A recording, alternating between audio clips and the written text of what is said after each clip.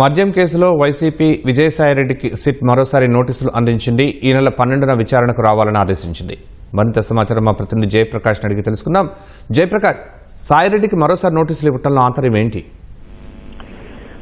శర్మ, ఈరోజు సిట్ అధికారులు విజయసాయిరెడ్డికి మరోసారి నోటీసులు ఇచ్చినట్టు తెలుస్తుంది. ఇందులో ఎల్లుండి 12వ తేదీన విచారణకు హాజరు కావాలని నోటీసులో పేర్కొన్నారు.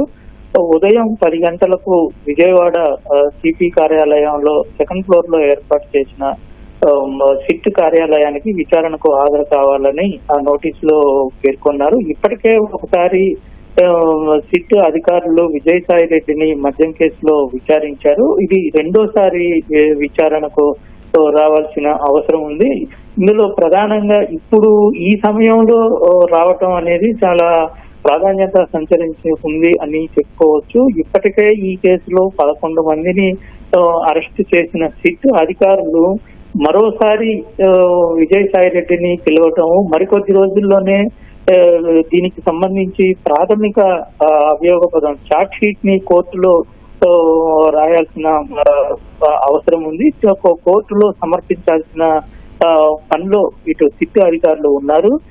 రేపు గతంలో ఉన్నటువంటి ఐఏఎస్ అధికారి రేపు రజత్ భార్గవ్ ని రావాలని ఇచ్చిన నేపథ్యంలో రజత్ భార్గవ్ తర్వాత మళ్ళీ విజయసాయిరెడ్డిని మరోసారి విచారించడం అనేది కొంత ప్రాధాన్యత సంతరించుకుంది.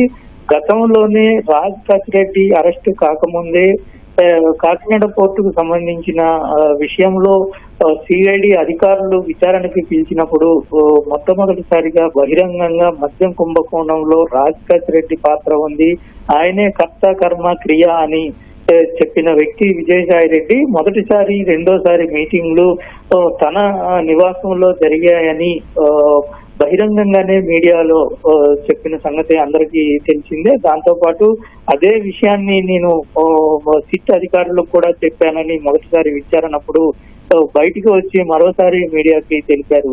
ఈ క్రమంలో రాజశేఖర్ రెడ్డి కసిరెడ్డి రాజశేఖర్ రెడ్డిని అరెస్ట్ చేసిన తరువాత చెవిరెడ్డి భాస్కర్ రెడ్డి వరకు మొత్తం అరెస్టులు జరిగింది మనకి అందరికీ తెలిసిందే. ఇటీవల బాలాజీ నాయకుని కూడా అరెస్ట్ చేశారు.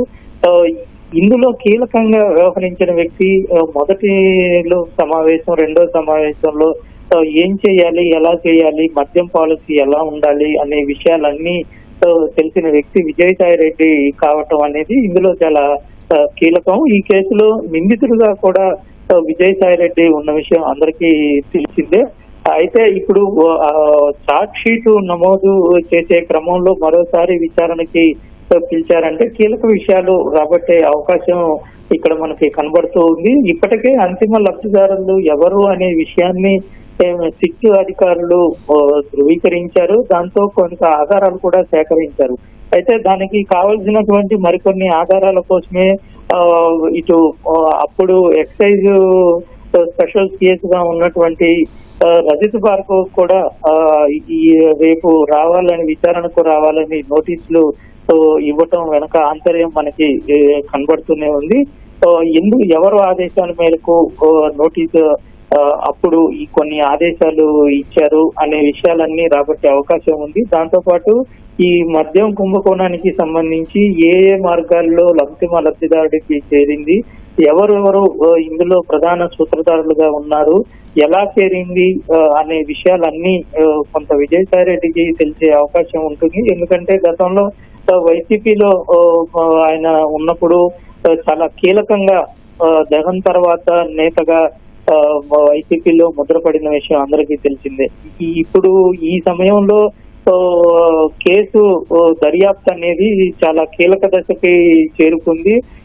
కీలకంగా వ్యవహరించినటువంటి వ్యక్తులు దాదాపుగా ఇందులో అరెస్ట్ అయ్యి ఇప్పుడు జైల్లో ఉన్నారు. ఈ నేపథ్యంలో మరోసారి విచారణకు రావటం అనేది ఇదొక కీలక పరిణామంగా మనం చెప్పుకోవచ్చు. శర్మ, ధన్యవాదాలు జయప్రకాష్.